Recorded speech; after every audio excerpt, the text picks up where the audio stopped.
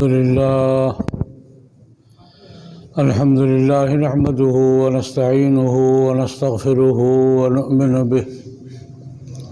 ونؤمن به ونتوكل عليه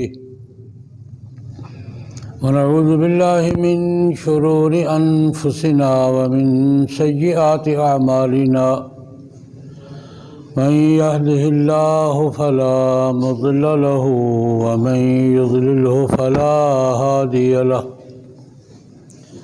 ونشهد أن لا إله إلا الله وحده لا شريك له ونشهد أن سيدنا وسندنا ومولانا محمدا عبده ورسوله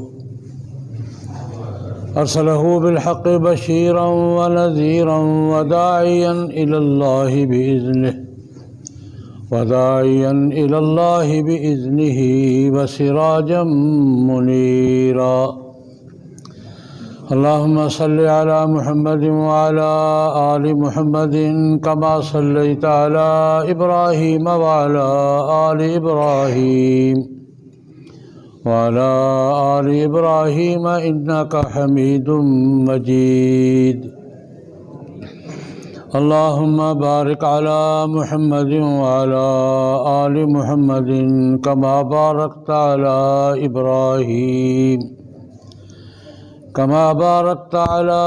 إبراهيم وعلى آل إبراهيم إنك حميد مجيد أما بعد فأعوذ بالله من الشيطان الرجيم بسم الله الرحمن الرحيم قد سمع الله قول التي تجادلك في زوجها وتشتكي إلى الله والله يسمع تحاوركما إن الله سميع بصير صدق الله العظيم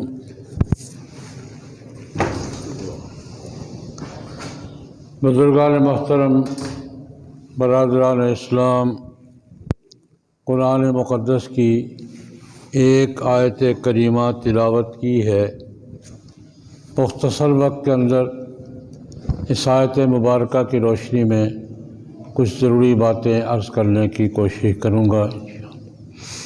اللہ جل جلالہ و عم نوالہ کی بارگاہ میں دعا فرمائیں، خداوند ذوالجلال مجھے صحیح عرض کرنے کی، آپ حضرات کو صحیح سننے کی، مجھے آپ کو سب مسلمان بلکہ انسان بھائیوں کو صحیح بات سمجھنے، قبول کرنے اور اس پر عمل کرنے کی توفیق عطا فرمائے۔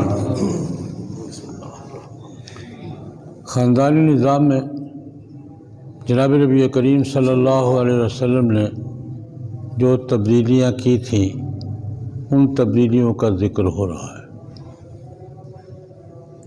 یہ ذکر ہوا تھا کہ نکاحوں کی تعداد پہ پابندی نہیں تھی، 10 10 20 20 40 40 اپنے موقع کے مطابق، اور زیادتیاں ہوتی تھیں، ناانصافی ہوتی تھی۔ قرآن پاک نے پابندی لگا دی، 4 سے زیادہ نہیں بھی، زیادہ سے زیادہ 4، تاکہ عورتوں پر ہونے والا ظلم ختم کیا۔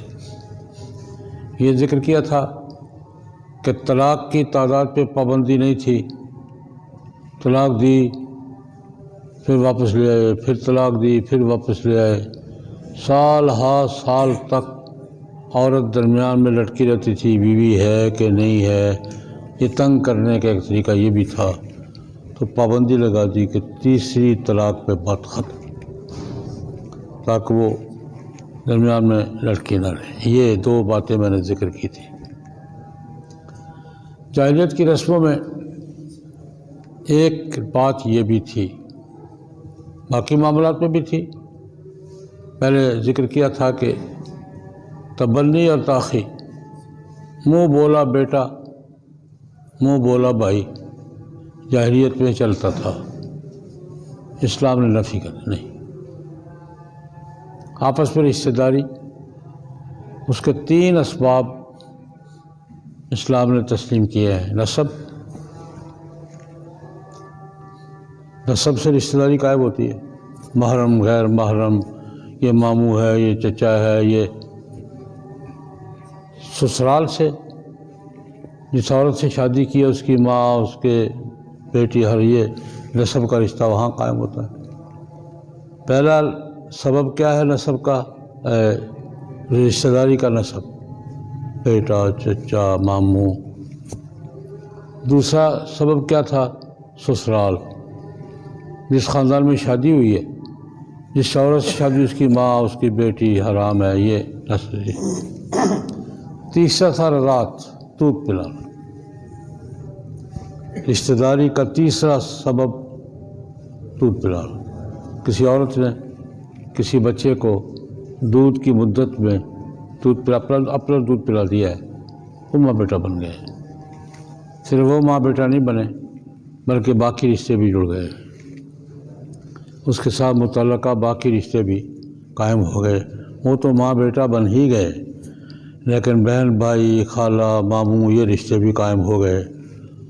ام المومنین حضرت عائشہ رضی اللہ تعالیٰ عنہ فرماتی، اپنا واقعہ بیان کرتی ہیں کہ جب یہ حکم ہوا عورتوں کے لیے پردہ کرو اور غیر محرم تمہارے پاس خاوند کی غیر موجودگی میں نہ آئے، تو ان کے دودھ شریک رشتے میں چچا لگتے تھے، افلح نام ہے ان کا، افلح رضی اللہ تعالیٰ عنہ۔ انہوں نے ایک خاتون کو دودھ پی رکھا تھا، اس کے دیور تھے، اس رشتے میں چچا لگا۔ جس عورت کا دودھ پیا وہ ماں لگی، اس کا خاوند ان کا کیا لگا؟ باپ لگا، اور باپ کا بھائی کیا لگا؟ چچا لگا۔ تو افلاح آیا کرتے تھے گھر میں، جب پردے کا اور آنے جانے کی پابندیاں لگیں تو چچا آئے تو حضرت عائشہ نے منع کر دیا، میں رسول اللہ صلی اللہ علیہ وسلم سے پوچھوں گی کہ تمہارا میرے گھر میں آنا جانا جائز ہے کہ نہیں۔ رسول اللہ صلی اللہ علیہ وسلم تشریف لائے تو پوچھا، یا رسول اللہ وہ افلاح آئے تھے تو وہ ہاں ٹھیک ہے، تمہارے چاچا لگتے ہیں، ہم موقع میں رضا، تم نے اس کے بابے کا دودھ نہیں پیا چچا لگتا تیرا۔ حضرت عائشہ نے سوال کیا، یا رسول اللہ دودھ تو میں نے عورت کا پیا ہی ہے، تیسری جگہ چاچا بن گیا۔ تیسری جگہ ہی ہے نا، دودھ تو میں نے عورت کا پیا ہے، چلو اس کی وجہ سے اس کا خاوند میرا باپ بن گیا، اب یہ میرا چاچا بن گیا۔ ہاں چاچا بن گیا۔ یہ حضرت عائشہ نے اپنے واقعہ، رسول اللہ وہ چاچا کیسے بن گیا؟ بن گیا۔ اور پھر نبی کریم صلی اللہ علیہ وسلم، حضرت عائشہ فرماتی ہے، یحرم من الرضاع ما یحرم من النسب، جو رشتے نسب سے حرام ہوتے ہیں نا، رضاع سے بھی حرام ہوتے ہیں، چچا، ماموں، خالہ، یہ سارے رشتے قائم ہوتے ہیں۔ ایک سبب تھا رشتہ داری کا منہ بولا رشتہ، تو میرا بھائی لگتا ہے، تو میرا بیٹا لگتا ہے، تو میرا باپ ہے، یہ جاہلیت میں چلتے تھے، اسلام نے نفی کر دیا۔ نہیں بھائی، خود جناب نبی کریم صلی اللہ علیہ وسلم نے ایک بیٹا بنایا تھا، زید بن حارثہ، اللہ نے کہا نہیں جناب، اللہ نے نفی وہاں کی جہاں سے آگے کوئی گنجائش ہی نہیں ہے۔ وہ ہمارے پر کئی کیس آتے ہیں محرم غیر محرم کے حوالے سے، میرے پاس کئی خواتین آتی ہیں، میں نے اس کو بھائی بنا لیا ہے۔ میں نے کہا بیٹا بھائی بنانا سے نہیں بنتا، بنے بنائے آتے ہیں۔ میں نے بنا لیا اس کو بھائی، نہیں بنتے بھائی۔ جب زیادہ ضد کرتی ہے پھر کہ تو رسول اللہ نے بیٹا بنا تھا، اللہ نے نہیں مانا، اب تم بات کرو۔ اللہ نے وہاں سے نفی کیا جہاں سے آگے گنجائش ہی کون۔ رسول اللہ صلی اللہ علیہ وسلم نے بیٹا بنایا تھا، اس نے باپ بنا لیا تھا، باپ بیٹا کہلاتے تھے، حضور ابو زید کہلاتے تھے، زید بن محمد کہلاتا تھا، اللہ نے قرآن پاک میں فرمایا نہیں جناب ادعوہم لآبائہم هو اقسط عند اللہ، وہ تمہارے باپ بیٹے نہیں ہیں، ان کے باپ کا نام لو۔ چنانچہ زید بن محمد پھر سے زید بن حارثہ بن گئے۔ یہ منہ بولا رشتہ اسلام نے تسلیم نہیں کیا، آج بھی ہے، ہندوؤں میں تو اب بھی ہے، بیٹا بنا لیا ہے، بھائی بنا لیا ہے، ماں کہہ دیا ہے۔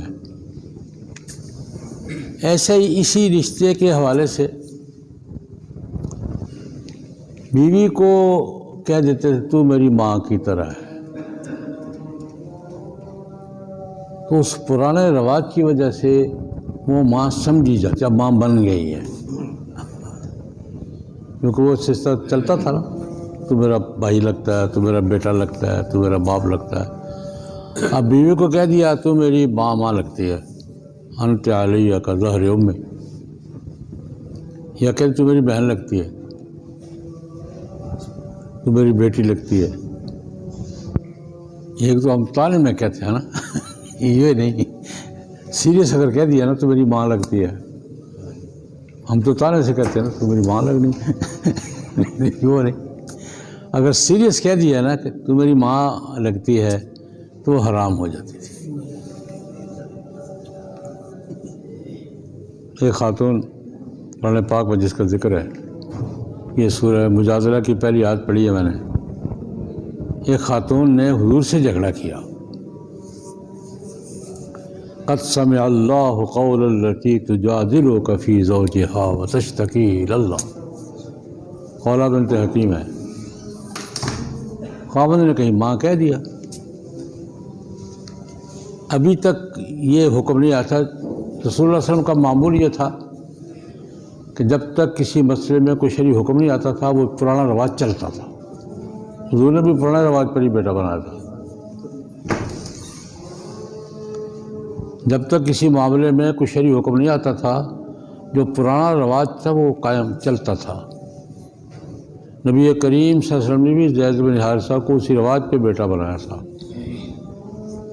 اور انصار اور مہاجرین کی بھائی چارہ اسی رواج پر کروایا تھا، چلتا تھا۔ اب وہ آئی یا رسول اللہ میرے خاوند نے مجھے ماں کہہ دیا ہے، تو نکاح فرما ختم ہو گیا۔ یا رسول اللہ میں کدھر جاؤں، میرا سنبھالنے والا کوئی نہیں ہے، بیوی کا پیچھا نہ ہو اگر سنبھالنے والا تو اس کا کیا حشر ہوتا ہے۔ یا رسول اللہ میرے چھوٹے چھوٹے بچے ہیں، بچوں کا کیا کروں، میرا تو کوئی بھائی باپ مجھے سنبھالنے والا نہیں، کہاں جاؤں گی، اب میں کیا کروں۔ قرآن پاک اس کے قد سمع اللہ قول التی تجادلک فی زوجہا، اللہ پاک نے آپ کی اس عورت کی بات سن لی ہے جو آپ سے جھگڑا کر رہی تھی اپنے خاوند کے بارے میں، اور اللہ سے شکایت کر رہی تھی میرے خاوند نے کیا کر دیا۔ اللہ نے بات سن لی ہے، حضور نے تو کبھی میں کچھ نہیں کر سکتا، جب تک کوئی حکم آئے گا تو آئے گا، ورنہ وہ تو ٹھیک ہے۔ اب وہ بیچاری پریشان خاصی دیر جھگڑتی رہی۔ اللہ پاک نے فیصلہ دیا، عورت کے حق میں دیا۔ یا ایک بات میں کہا کرتا ہوں، کہتے ہیں عورت کو رائے کا حق ہے نہیں ہے یا نہیں، اگر تو عورت کو تو جھگڑے کا حق ہے۔ رائے کا حق تو رائے کا حق ہوتا ہے، یہ جھگڑا حق کس کا ہے؟ تجادلک فی زوجہا، عورت کو تو جھگڑے کا حق ہے۔ جھگڑا بھی کس سے؟ رسول اللہ صلی اللہ علیہ وسلم۔ اور اس کی بات وجہ ایک یہ وجہ، عورت کا جھگڑے کے بغیر تسلی ہوتی بھی نہیں ہے۔ عورت کی نفسیات یہ ہے، عورت کسی مسئلے پہ اختلاف کرے تو خالی اختلاف سے اس کی تسلی ہوتی، جھگڑا کرے گی، جب تک جھگڑا نہ کر لے عورت کی نفسیاتی تسکین نہیں ہوتی۔ اللہ پاک نے عورت کو جھگڑے کا حق دیا، اور حضور کے ساتھ ایک عورت کا جھگڑا ہوا تو اللہ نے فیصلہ الذین تظاہرون من نسائہم ما ہن امہاتہم، فیصلہ یہ صادر کیا، اور فیصلہ کس کے حق میں فیصلہ دیا؟ عورت کا۔ یہی خاتون ہے، بوڑھی ہو گئی تھی حضرت عمر رضی اللہ تعالیٰ عنہ کے زمانے میں۔ پرانی مائیاں جو ہوتی ہیں نا، وہ مائیاں ہوتی ہیں۔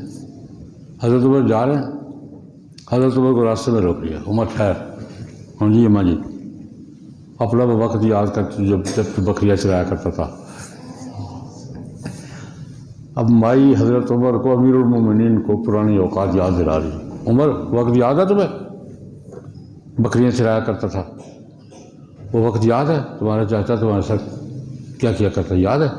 یاد۔ چپ کر کے سنا رہی ہے۔ تو کسی نے کہا حضرت آپ کیوں کھڑے ہیں اس کے سامنے؟ میں کیوں نہ کھڑا ہوں؟ یہ وہ ہے جس کے بارے میں قرآن میں اللہ تعالیٰ نے کہا، یہ وہ جھگڑا کرنے والی عورت ہے جس کا جھگڑا حضور سے ہوا، حضور نے اس کے حق میں فیصلہ کیا، میں کیوں نہیں کھڑا ہوں گا اس کے سامنے؟ اس کا حق ہے جو بنے۔ یہ خولہ ہے رضی اللہ تعالیٰ۔ اس کے جھگڑے کا ذکر تو قرآن نے کیا ہے، اللہ نے اس کے حق میں فیصلہ کیا تھا۔ حضور کو سناتی رہی ہے، مجھے سنا لے گی تو کیا فرق پڑتا ہے؟ کھڑے رہے، وہ سناتی رہی، مائیاں پھر جو کرتی ہیں خاصی دیر سناتی رہی، وہ وقت یاد کر، وہ وقت یاد کر، وہ وقت یاد کر۔ خیر، اللہ رب العزت نے یہاں حکم صادر فرمایا۔ یہ جو جاہلیت کا رواج تھا نا، بیوی کو ماں کہہ دیا ہے یا بیوی کو بہن کہہ دیا ہے یا کسی محرم سے تشبیہ دے دی، تو فرمایا اس کی سزا تو ملے گی، لیکن ماں بنتی نہیں ہے۔ ماں ہن امہاتہم ان امہاتہم الا اللہ ولدہ وانہم لیقولون منکرا من القول وزورا۔ اب تمہارے کہنے سے ماں نہیں بنتی، بیوی رہے گی، کیوں بولتے ہو؟ لا قول وزورا، منکر من القول وزورا، جھوٹ کی بات کرتے، غلط بات کرتے، تمہاری ماں نہیں بنی۔ ہاں، یہ جملہ کہنے کا کفارہ دو گے۔ اللہ، کفارہ کیا ہے؟ شہرین متتابع، وہ پورا کفارہ بیان کیا۔ کفارہ دو گے، روزوں کی شکل میں دو گے، یا غلام آزاد شکل کرو گے، یا 60 کھانا کھلاؤ گے، وہ کرو گے، سزا اس کی ملے گی، تب بیوی کے پاس جا سکتے ہو، لیکن ماں نہیں بنی، ہے بیوی۔ ایک یہ زہار کا قانون نافذ کیا، جاہلیت کے رواج میں تبدیلی کی کہ جو تمہارا جائے کسی کو ماں کہہ دیا ماں بن گئی، جس کو نہیں بنی بیوی نہیں بنا۔ اس قانون میں یہ زہار کا قانون بھی کہ نکاح کے پرانے قوانین میں اللہ رب العزت سے تبدیلی فرمائی کہ زہار کی شکل اب یہ اس کی ماں بننے کے نہیں ہے، اس جھوٹ پر سزا کا ہوگا کفارہ۔ ایک ایلا بھی تھا، ایلا للذین یؤلون من نسائہم تربص 4 اشہر۔ قسم اٹھا لی میں تیرے پاس نہیں آؤں۔ ایلا قسم کو کہتے ہیں، جاہلیت میں یہ رواج تھا۔ عورتوں کو تنگ کرنے کا ایک طریقہ یہ بھی تھا، میں قسم اٹھا لی، اب سال 2 سال میں قسم اٹھائی ہوئی، قسم کیسے توڑوں، میں قریب نہیں آؤں گا، وہ بیچاری لٹکی ہوئی ہے۔ جناب نبی کریم صلی اللہ علیہ وسلم نے خود بھی ایک موقع پہ قسم اٹھا لی، لیکن وہ چھوٹی اٹھائی تھی۔ ایک ہے میں دوبارہ قریب آؤں گا ہی نہیں ساری زندگی، یا سال نہیں آؤں گا یا 2 سال نہیں آؤں گا۔ حضور نے بھی قسم اٹھا لی تھی، بخاری شریف کی روایت ہے۔ ام المومنین حضرت عائشہ رضی اللہ تعالیٰ عنہ فرماتی ہیں کہ ہمارا عورتوں کا اکٹھ ہوا، وہ وجہ بھی بیان کرتی ہیں۔ عورتیں مرنا عورت ہوتی ہے، بیوی بیوی ہوتی ہے، اور میاں بیوی کا اپنا ایک معاملہ ہوتا ہے۔ فرماتی ہیں کہ پہلے ہماری بڑی تنگ حالت ہوتی تھی، کبھی کھانے کو ملا کبھی نہیں ملا، ایک سوٹ ہے دوسرا نہیں ہے، جوتا ہے یہ نہیں ہے وہ نہیں ہے۔ لیکن خیبر کے بعد، یا غزوہ خندق کے بعد اور خیبر کے بعد پھر غنیمتیں آئیں نا، پھر ہماری حالت سنورنے لگی، بہتر ہو گئی۔ صحابہ کرام میں حالت بہتر ہونی، کھانا پینا کپڑے وپڑے پہلے سے صورتحال بہتر ہوتی گئی۔ تو ہم نے آپس میں اکٹھ کیا، بیویوں نے، اور مشورہ کیا کہ حضور سے درخواست کرنی چاہیے، ہمارا خرچہ بھی بڑھا ہے نا، باقیوں کا سارے کا صورتحال بہتر ہو گئی ہے، ہمارا خرچہ بھی بڑھنا چاہیے۔ حضور تشریف لائے تو ایک ایک کر کے پلاننگ کے مطابق آنی شروع کی، حضور کو گھیرا لا لیا۔ متکلم حضرت عائشہ تھی رضی اللہ عنہ، سب نے کہا تم بات کرو، بات کی، رسول اللہ صلی اللہ علیہ وسلم ناراض۔ قرآن پاک میں اللہ پاک نے اس کا ذکر کیا ہے، یا نساء النبی لستن کاحد من النساء اذا اتقیتن، اپنے اسٹیٹس کا خیال کرو، تم عام عورتوں کی طرح نہیں ہو، اور نبی کا گھر عام آدمی کا گھر نہیں ہے، نبی کا گھر ایسے ہی رہے گا، یہاں گزارا کرنا تو ایسے ہی کرنا پڑے گا، ورنہ اور کرنا۔ یہ اللہ نے دھمکی دی، یا نساء النبی لستن کاحد من النساء اذا اتقیتن، یہ سارا ہوا جو رہنا چاہتی ہے اسی حالت میں رہے گی، یہ مطالبے نہیں چلیں گے۔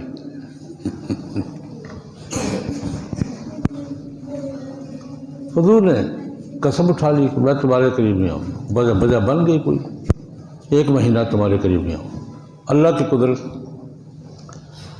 ادھر سے قسم اٹھا لی کہ میں تمہارے نہیں پاس نہیں آؤں گا، لیکن ایک مہینے کی اٹھائی تھی، وہ لمبا اعلان نہیں تھا۔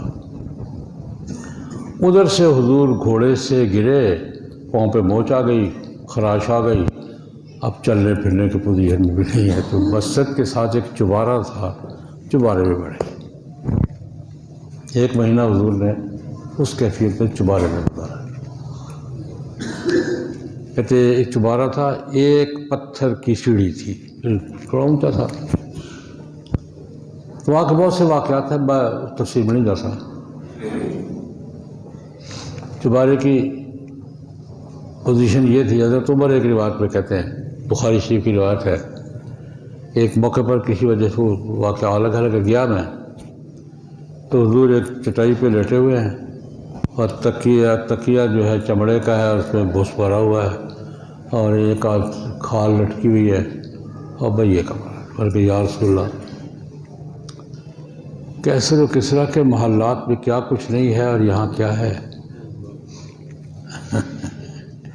میرے دل میں خیال آ گیا کہ کیسے وہ بادشاہ کس ماحول میں رہتے ہیں اور کئی عیاشی میں رہتے ہیں، یہ اللہ کی کائنات کا بادشاہ ہے، یہ کس کیا کیفیت ہے، چٹائی ہے، اور حضور کے جسم پر چٹائی کے نشانات پڑے ہوئے ہیں۔ حضرت عمر کو خیال آیا، حضور کا عمر تو بھی ان خیالوں میں ہے، کیا کر رہا ہے؟ چھوڑ، یہ دنیا آنی جانی ہے۔ حضرت عمر نے ڈانٹ دیا، تو بھی ان خیال میں پڑا ہوا۔ تو خیر حضور ایک مہینہ حضور نے حجرے میں گزارا، قسم پوری کی۔ حضرت عائشہ رضی اللہ عنہ فرماتی ہے کہ 29 دن جب ہوئے تو حضور تشریف لائے تو سب سے پہلے میرے یہاں ہی تشریف، اب 29 دن ہوئے تھے۔ میں نے کہا یا رسول اللہ، میاں بیوی کی بات ہے نا، یا رسول اللہ میں ایک ایک دن کر کے گنتی رہی ہوں، لیکن ابھی 29 دن ہوئے ہیں، آپ آ گئے ہیں۔ فرمایا یہ 29 کا مہینہ ہے، وہ 29 کا ہی تھا، مہینہ 29 کا بھی ہوتا ہے۔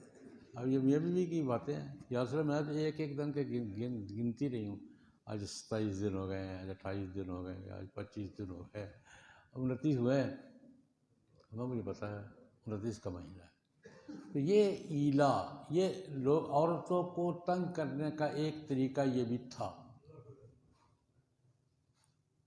کہ قسم اٹھا لی اور پھر قسم کے بہانے اس کو معطل کر دیا۔ وہ بڑی ہے بیچاری، سال سال گزار دیتے تھے، 2 سال گزار، نہ وہ جانے کی، نہ ٹھہرنے کی، نہ یہ کہ بیوی ہے، نہ یہ کہ نہیں ہے، اس کیفیت میں۔ تو اللہ پاک نے اس پر بھی پابندی رکھی، قسم اٹھا لیا ٹھیک ہے، 4 مہینے سے زیادہ نہیں بھائی، 4 مہینے تک قسم نہیں توڑو گے، بیوی گئی، یہاں بھی حد بندی کر، للذین یولون من نسائہم تربص 4 اشہر، جن کے ساتھ تم قصبے اٹھا لیتے ہو نا 4 مہینے انتظار کرو گے۔ 4 مہینے کے اندر اگر تم نے اپنی قسم توڑو گے کفارہ دو گے۔ اگر 4 مہینے تک قسم نہیں توڑی نا، اب ہو گئی، پھر پھاڑ گئی، طلاق ہو گئی۔ تو یہ بھی جناب نبی کریم صلی اللہ علیہ وسلم نے جاہلیت کے خاندانی نظام میں عورتوں کو تنگ کرنے کے جو طریقے تھے نا، اور نکاحوں کی تعداد والی بھی، طلاق کی تعداد والی بھی، یہ قسم والی بھی، زہار والی بھی، یہ ساری صورتیں ام المومنین حضرت عائشہ رضی اللہ عنہ فرماتی ہیں کہ یہ عورتوں کو تنگ کرنے کے لیے استعمال ہوتی تھی۔ اللہ پاک نے سب پہ حد بندی کر دی، بس یہاں تک۔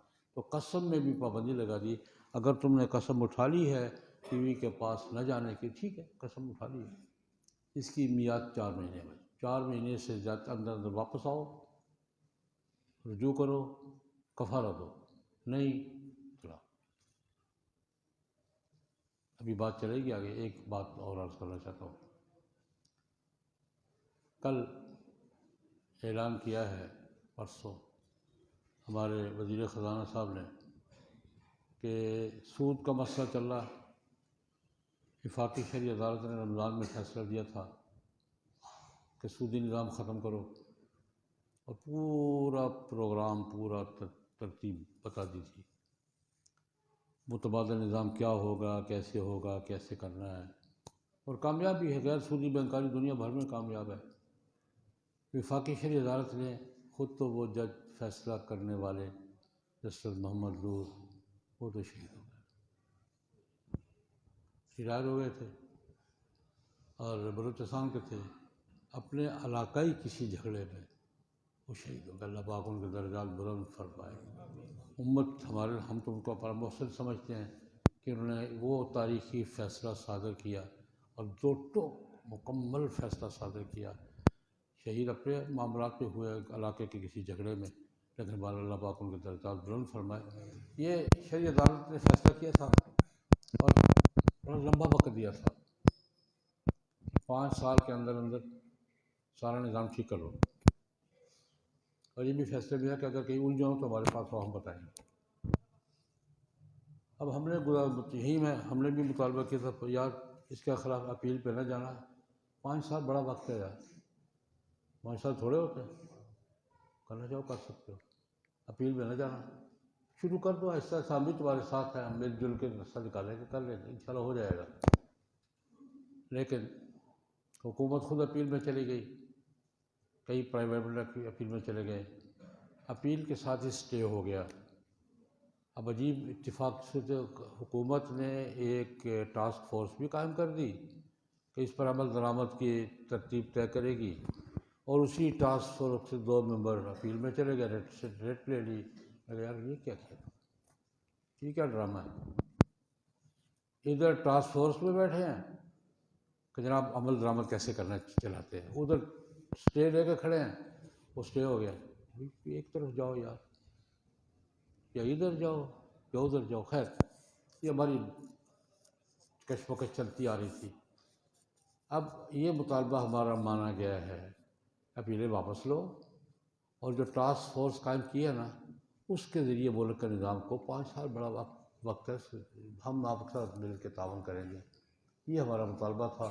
اس پر وفاقی وزیر خزانہ نے اعلان کیا ہے کہ ہم سرکاری اپیلیں جو ہے نا وہ ہم واپس لے رہے ہیں، اور وہ ہم اس پر سارے ملک میں خوشی کا اظہار کیا گیا، ہم بھی خوشی کا اظہار کرتے ہیں، وہ خوش آمدید کہتے ہیں، مبارکباد دیتے ہیں، خیر مقدم کرتے ہیں۔ چلو ایک مرحلہ یہ تھا۔